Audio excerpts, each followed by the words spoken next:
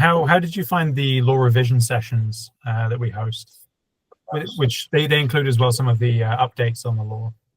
Yes, I found that very useful. I particularly remember the business law revision lecture that we had. I found it very useful that it was very interactive, and there were so many advantages of it.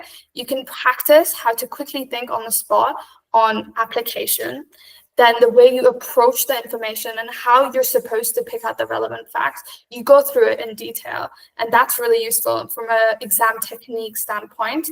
And when it comes to looking out for those exceptions that are present in the facts and not missing them or glazing over them, that was also useful. So this really helps in terms of developing your exam technique and seeing how exactly to go about it and do the application aspect of it.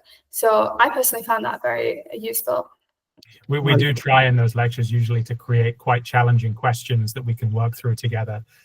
Where, as you say, there's a lot of focus on exam technique, reading the question, reading it fast enough, spotting the things that are meant to maybe mislead you a little bit. Absolutely. Which, some people miss. They see one word and they think, oh, it's a question about this area of law, and it's really not sometimes. Olga and I had worked on one recently about criminal law, and the whole context of the scenario makes it sound very much as if it's about transferred malice, and it's really not.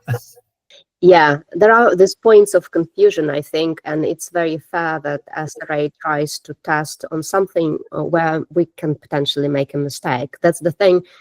You are not given any options as against SQE1, and you have to really act as a practicing solicitor. Great. It's good, make the mistakes here with us, where we can talk about it and not later. Absolutely. We actually learn from mistakes. I think mistakes is one of the most important thing in life, because it's normal that we make mistakes. That thing is not to learn from those mistakes and make it again.